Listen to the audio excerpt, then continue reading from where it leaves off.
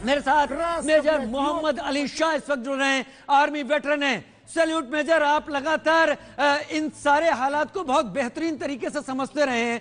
मैं आज की बात आपके सामने रखता हूं। पॉलिटिक्स किस तरफ जा रही है उसका जो इशारा संकेत है व्लादिमीर ज़ेलेंस्की के बयान से मिलता है, जहां वो कह रहे हैं नाटो के नजदीक जाना जरूरी नहीं है। उधर 5 शहरों में सीज फायर रूस ने ऐलान किया है। क्या इससे मैं ये संकेत समझूं कि सीज फायर का मतलब इस शांति के बाद भयानक मंजर होगा, भयानक बमबारी हो सकती है? जी देखिए, आपने बिल्कुल दुरुस्त फरमाया है। ऐसा हो सकता है, मुमकिन है, उसकी आशंका जताई नहीं जा सकती और ना ही हम उसको मना कर सकते हैं। सुना, जब समुद्र की लहरें पीछे की ओर जा रही हो तो भी सुनामी आने वाली होती है। लोग सोचते हैं अरे समुद्र की लहरें पीछे जा रही हैं। भाई, जो एक शेर होता है वो भी कुछ कदम पीछे लेता है, हटता है छलांग लगाने से पहले। आप देख लीजिए, 16 फरवरी को जब आशंका जताई जा रही थी, CIA ने भी कहा था और रूस के और यूक्रेन के राष्ट्रपति ने भी कहा था, प्रेसिडेंट ज़ेलेंस्की ने, कि 16 फरवरी को रूस उन पे हमला कर देगा। रूस तो बैल नहीं है कि हमको बता के हमला करेगा, वो हमला करना होगा तो हमला कर देगा। मगर उसी दिन हमने देखा दोपहर शाम तक रूस की सेना थोड़ा पीछे हट गई 16 तारीख को। लेकिन 21 तारीख को क्या हुआ, 2 अलग इंडिपेंडेंट डोनबास के इलाकों को इंडिपेंडेंट घोषित कर दिया और 24 तारीख को उन पे हमला बोल दिया। अब उसी तरीके से अभी 3 दिन पहले ने सीज फायर किया था, पहला सीज फायर 2 घंटे में सीज फायर का उल्लंघन हो गया। तो अभी जो आपका प्रश्न है कि जी हाँ, ऐसा हो सकता है कि इसका मतलब ये नहीं कि सीज फायर हुआ है तो मतलब शांति आ जाएगी इसके बाद। आई होप, मैं उम्मीद करता हूँ कि आ जाए। मैं बिल्कुल उम्मीद करता हूँ और दिल लगाता हूँ इस बात से कि आ जाए, लेकिन कोई गारंटी नहीं है भाई इसमें। हालांकि कोई गारंटी नहीं है। मेजर मोहम्मद अली शाह, आप कह रहे हैं कोई गारंटी नहीं है। क्या यह उम्मीद हो सकती है कि रूस इस सीज फायर के बदले लोगों को वहां से निकलने के मौके दे रहा है, कि लोगों को वहां से निकाल लिया जाए और अगर जंग ही होनी है और भयानक मंजर के साथ होनी है तो आमने सामने की जंग हो जाए? बिल्कुल, बात इसमें आपने शुरुआत में बिल्कुल दुरुस्त फरमाया था। देखिए, प्रेसिडेंट ज़ेलेंस्की अभी कई शर्तें वहां पे मानने भी लगे हैं। इसका मतलब ये नहीं है कि वो एक्चुअली घुटनों के बल आ रहे हैं या आत्मसमर्पण कर रहे हैं या सरेंडर कर रहे हैं, या इसका मतलब ये नहीं हुआ। इसका ये हुआ कि उन्होंने तो मान लिया कि हम नेटो में दाखिल नहीं होंगे, क्योंकि नेटो जब हमें इंटरेस्ट नहीं ले रहा है, टू वे होता है ना, टू वे एनर्जी होती है, टू वे कम्युनिकेशन होती है। जैसे आपकी और मेरी एनर्जी भाई बिल्कुल फटाफट फिट बैठती है, मेरे को ऐसा लगता है, ठीक है। तो वो टू वे एनर्जी बैठनी चाहिए, वो बहुत जरूरी है। तो जब टू वे एनर्जी उनके साथ नहीं बैठ रही, वो प्रेसिडेंट ज़ेलेंस्की को वो बात मालूम पड़ गई है, तो उन्होंने कहा हमें कोई दिलचस्पी नहीं है नेटो में। दूसरी बात, वो डोनबास के इलाकों को, 2 इलाकों को मान्यता देने को तैयार है अपनी तरफ से। तो कई शर्तें हैं जो प्रेसिडेंट ज़ेलेंस्की मान रहे हैं, मतलब। लेकिन फिर भी मैं अभी बोल रहा हूँ भाई कि युद्ध फिर भी रहेगा। मतलब जो भी स्थिति बनी हुई है, जो रूस के हिसाब से वो युद्ध नहीं है, वो एक मिलिट्री एक्शन है। उन्हें यूएनओ का आर्टिकल 7 का प्रयोग किया है, बड़े अकलमंदी से, बड़ी तेज तरारी दिमाग लगाया है उन्होंने अपना। तो ये जंग, ये युद्ध बोले या मिलिट्री एक्शन बोले, ये तो जारी रहेगा उसके बावजूद भी, क्योंकि बात अभी काफी आगे हद तक। क्या मेजर मोहम्मद अली शाह, क्या आपको लगता है रूस कुछ शर्तों के ऊपर आमादा है? रूस का कहना है डोनबास के इलाके में दोनेत्स्क और लुहांस्क, इनको एक अलग देश के रूप में उसने मान्यता दी है। यूक्रेन को इसे मानना पड़ेगा, क्रीमिया को मानना पड़ेगा कि अब वो रूस का हिस्सा है, और उसके बाद नाटो से दूरी बनानी पड़ेगी। क्या ये 3 शर्तें आपको लगती हैं जिस पर अब यूक्रेन के राष्ट्रपति व्लादिमीर ज़ेलेंस्की, जो उम्मीद कर रहे थे, भीख मांग रहे थे कि उनकी मदद के लिए नाटो सामने आएगा, जिसने मना कर दिया, क्या वो मान जाएंगे? इसके बारे में पता नहीं, कुछ कह नहीं सकते कि, मगर अगर फर्ज करिए हमने शर्तें पूरी मान भी ली, ठीक है, अब शर्तें मान ली, अगर शर्तें मानने के बाद लड़ाई रुक जाएगी क्या? लड़ाई फिर भी चलने वाली है, शर्तें मानने के बावजूद भी।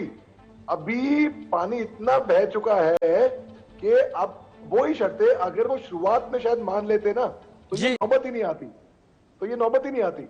और जो यूक्रेन, बहुत पहले की बात कर रहा हूं मैं आपको, 91 की बात, जब डिक्लेरेशन हुआ था यूएसआर का, जो इनके पास परमाणु बम थे, परमाणु इक्विपमेंट, वो अगर ये 200 परमाणु बम थे इनके पास, अगर ये रूस को उस टाइम पे हमला नहीं को हैंडओवर नहीं कर देते तो शायद आज स्थिति तब भी अलग होती। मुझे याद है, मुझे याद है मेजर मोहम्मद अली शाह, बहुत दिनों से मैं आपसे लगातार संपर्क में हूं, कई सारे शोज में हम आपने आपस में बात कर चुके हैं। आप लगातार कह रहे थे कि यूक्रेन के राष्ट्रपति व्लादिमीर ज़ेलेंस्की गलती कर रहे हैं, उनको समझ जाना चाहिए, वो बहुत गलत कदम उठा रहे हैं, और करीब करीब वैसा ही होता दिख रहा है। अब कान पकड़ा है, मार भी खाई है, और शायद प्याज खाने के बाद वो हरजाना भी भरने की स्थिति में आ रहे हैं। मैं आपके साथ बना रहूंगा, बने रहिए हमारे साथ। फर्स्ट लेडी का यह खत है। मेरे साथ इस वक्त जुड़े हुए हैं मेजर मोहम्मद अली शाह। मेजर मोहम्मद अली शाह, इस बड़ी खबर को चलिए हम आपसे बात करेंगे, लेकिन पहले वो खत भी आपको दिखा देते हैं, वो खत जो कि ओलेना जेलेंस्का ने लिखा है। ये देखिए वो खत, और आप समझिए यूक्रेन में मेरे अनुभव की बात करते हुए ओलेना जेलेंस्का ने ये दुनिया भर के मीडिया को लिखा है। मेरे देश में एक हफ्ते पहले जो हुआ और फिलहाल जो हो रहा है वो अकल्पनीय था।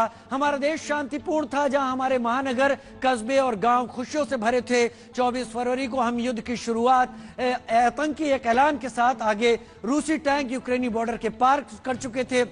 उनके विमान हमारे हवाई क्षेत्र में आ गए, हमारे शहर पर लॉन्चरों से हमले हुए। भले ही क्रेमलिन इस हमले को एक विशेष अभियान बता रहा है, लेकिन ये यूक्रेनी नागरिकों का सामूहिक नरसंहार है। मासूम बच्चों के मारे जाने की खबर सबसे ज्यादा तकलीफ दे है। 8 साल की अलीसा, जिसकी ओखतिरका में गली में मौत हो गई, उसके दादा ढाल बनकर उसे बचाने की कोशिश कर रहे थे।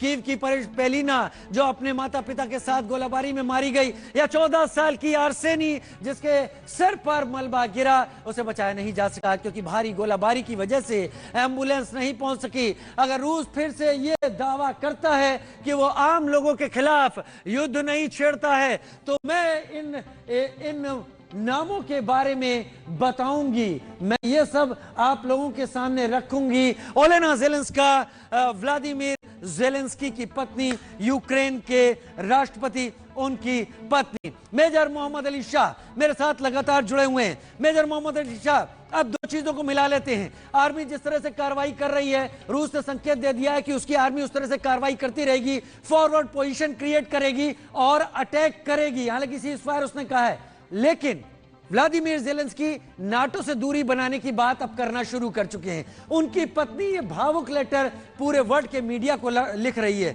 इसके मायने क्या समझे जाएं? जी, इसका साम दाम दंड भेद, वो हर एड़ी चोटी का जोर लगा रहे हैं। हर कोई शांति, हर कोई चाहता है, हर कोई चाहता है। कौन नहीं चाहता शांति? वो चाहता है कि वो जिसका आर्म्स में इंटरेस्ट हो, आर्म्स की बिजनेस हो, उसकी धंधा हो।